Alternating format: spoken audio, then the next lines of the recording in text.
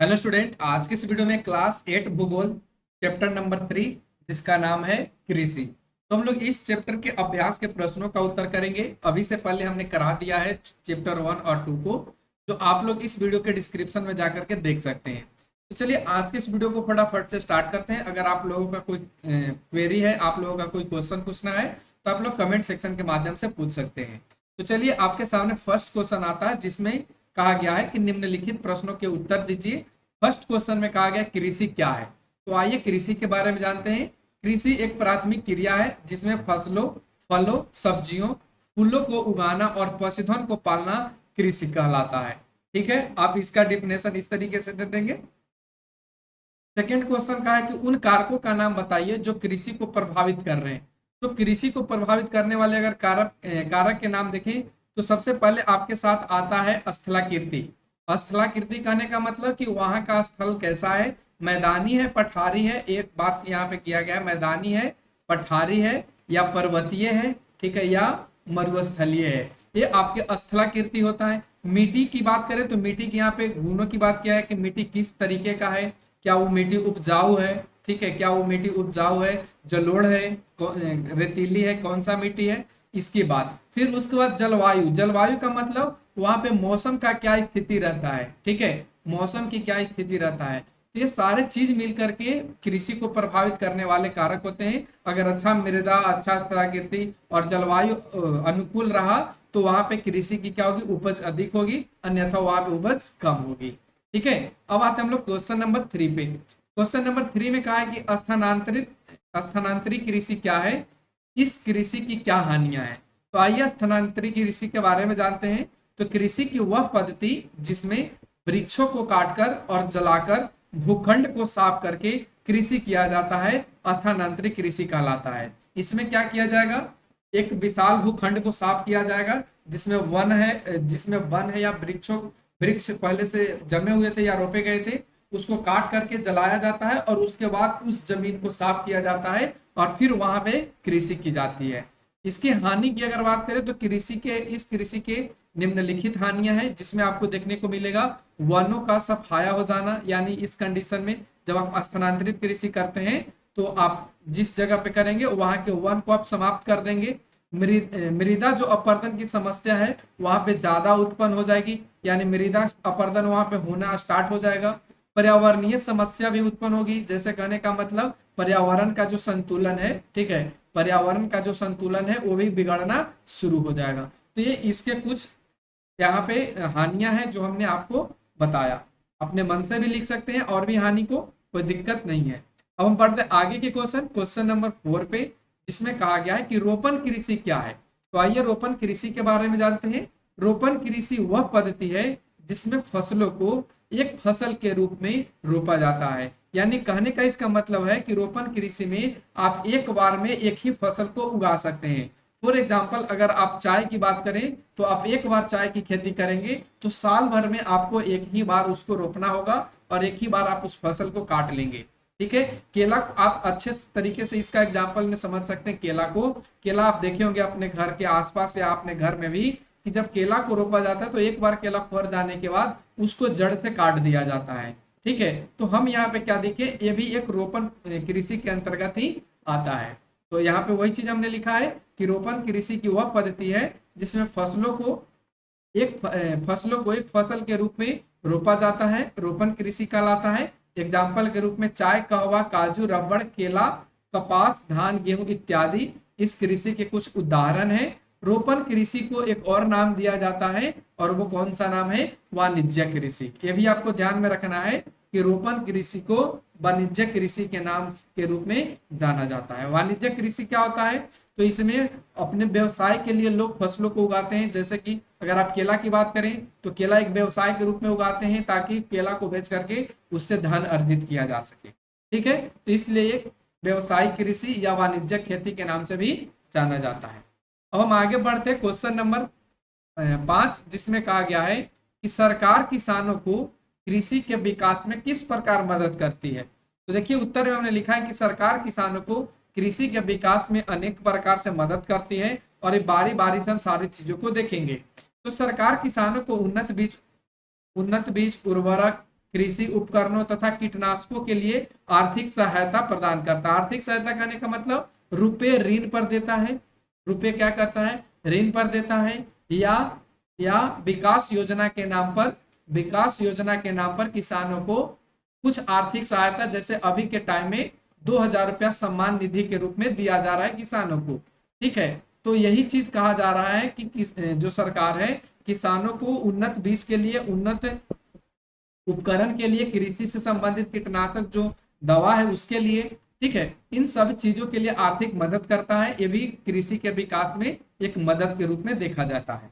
फिर उसके बाद हम सेकंड में हमने यहाँ पे लिखा है कि सरकार के द्वारा किसानों के खेतों को एकत्रित करने का कार्य किया गया है, यानी जो इधर उधर जमीन छितरे जा चुके थे उसको एकत्रित करने का काम सरकार के द्वारा किया गया है, और इसे चकबंदी के नाम से जाना जाता है। किस चीज के नाम से जाना जाता है, चकबंदी के नाम से।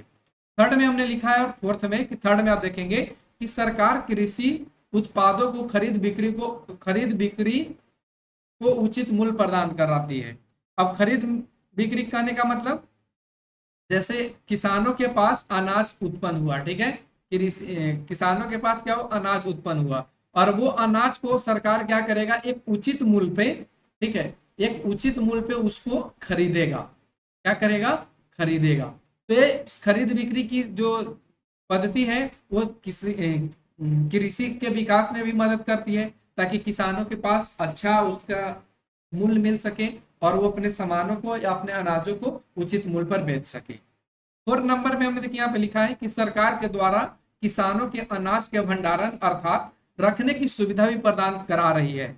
यानी कहने का मतलब, जैसे किसानों के पास अनाज या अपने जो भी उत्पन्न सामान है जो कृषि से या अपने जमीन से वो उत्पन्न करता है, उसको रखने के लिए उसके पास कोई कोल्ड स्टोरेज वगैरह नहीं है, तो इस चीज को सरकार ध्यान में रखते हुए कोल्ड स्टोरेज की भी व्यवस्था किसानों के लिए करा रही है। तो ये भी एक कृषि के विकास में मदद कर रही है। तो ये चीज हमने यहाँ पे लिखा है, आप अपने मन से और भी कुछ चीजों को ऐड कर सकते हैं, लिख सकते हैं। अब हम आगे बढ़ते हैं, जिसमें सही उत्तर को चिन्हित करना है। जिसमें फर्स्ट क्वेश्चन में देखिए यहाँ पे कहा गया है, देखेंगे कि उद्यान कृषि का अर्थ क्या है। उद्यान कहने से मतलब ही पता चल रहा है कि यह बाग बगीचा से संबंधित है। किस चीज से संबंधित है, बाग बगीचा से संबंधित है। तो बाग बगीचा में हम क्या उत्पन्न करते हैं, क्या गेहूं उत्पन्न करते हैं, बिल्कुल नहीं। आदिम कृषि करते हैं, बिल्कुल नहीं। तो हम क्या करते हैं, फलों एवं सब्जियों को उगाते हैं बाग बगीचा में। तो फर्स्ट का कौन सा सही आंसर बन जाएगा, ऑप्शन ग, फलों एवं सब्जियों को उगाना। सुनहरा रेशा के नाम से किसे जानते हैं, देखिए सुनहरा रेशा के नाम से अगर हम बात करें तो वो पटसन को कहा जाता है। कपास भी एक रेशा के रूप में वर्क करता है, लेकिन यहाँ पे सुनहरा रेशा की बात की है, तो इसलिए ऑप्शन ग बिल्कुल सही होगा। बहुत से बच्चे यहाँ पे कपास को देख करके सही लगा देंगे, लेकिन ये बिल्कुल गलत होगा। कपास, पटसन आपका सही होगा। कॉफी का प्रमुख उत्पादक है, यानी कॉफी का सबसे पहला उत्पादक कंट्री कौन सा है, तो अगर हम बात करें ऑप्शंस के अकॉर्डिंग तो आपका ब्राजील है। भारत जो आपका है वो कौन से नंबर पे है, भारत तीसरे नंबर पे है। ठीक है, तो आप लोग कमेंट सेक्शन में बताएंगे कि सेकंड नंबर पे कौन है, सेकंड नंबर में कौन है कॉफी के उत्पादन में। ठीक है, अगला क्वेश्चन आता है जो कारण बताना है आपको।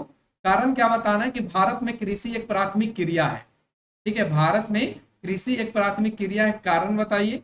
देखिए उत्तर में हमने लिखा है कि प्राथमिक क्रिया वह जिसमें फसलों, ठीक है, प्राथमिक क्रिया वह है जिसमें फसलों, फलों, सब्जियों, फूलों को उगाना और पशुधन पालन जैसे क्रियाएं शामिल है। ठीक है, यहाँ पे है छूट गया है, आप लोग सुधार लेंगे। प्राथमिक क्रिया वह है, ठीक है, जिसमें फसलों, फलों, सब्जियों, फूलों को उगाना और पशुधन पालने जैसी क्रियाएं शामिल है। भारत एक ऐसा देश है जहां की 2/3 जनसंख्या कृषि में संलग्न है या कृषि पर आधारित है। कृषि देश की अर्थव्यवस्था, खाद्य सुरक्षा और रोजगार में महत्वपूर्ण भूमिका निभाती है। इस कारण कह सकते हैं कि भारत में कृषि एक प्राथमिक क्रिया के रूप में देखी जाती है।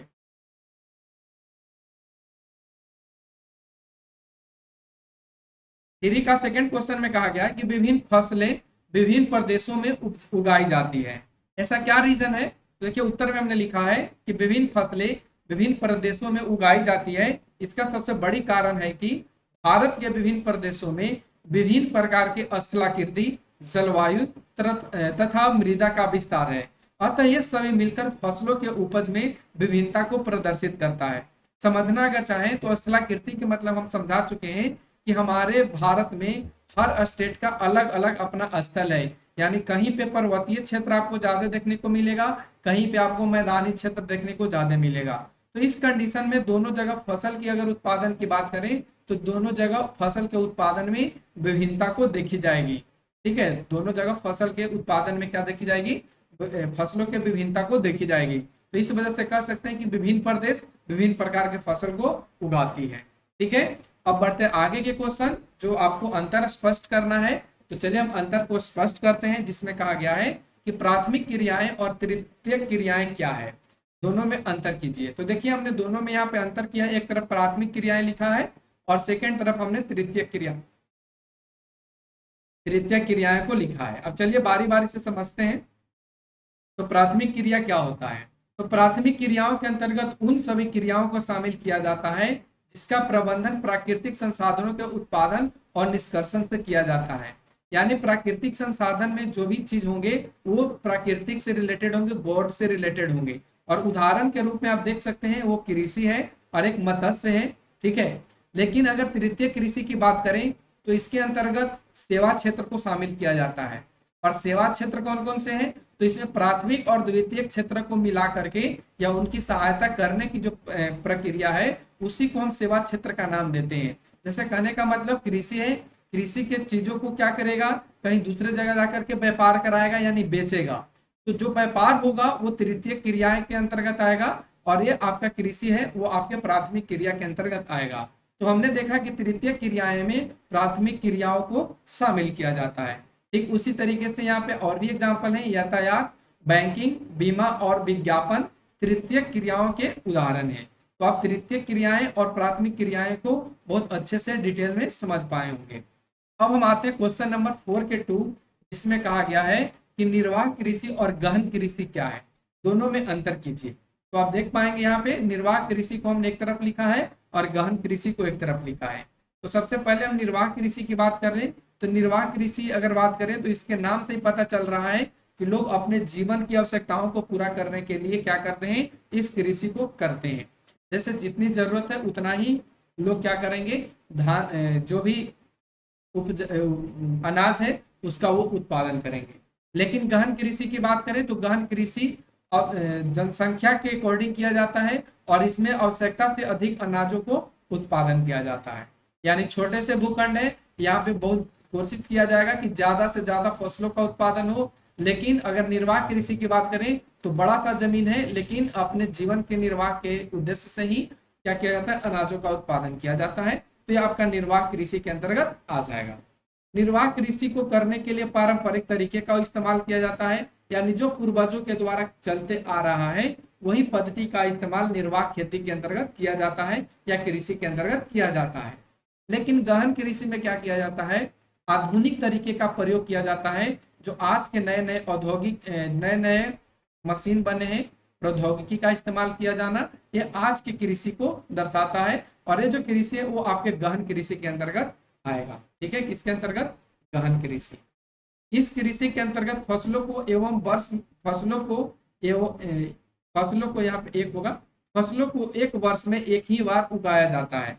जबकि अगर हम गहन कृषि की बात करें तो एक भूखंड पर एक बार से अधिक फसलों को उगाया जाता है। तो हमने गहन कृषि और निर्वाह कृषि दोनों में डिफरेंस को देखा है। आप लोग वीडियो पॉज करके चाहे तो इसे नोट भी कर लीजिए और आगे चैप्टर को आने के लिए चैनल को सब्सक्राइब कर लीजिए। बहुत जल्द ही नए चैप्टर के साथ आपके साथ मिलने वाले हैं।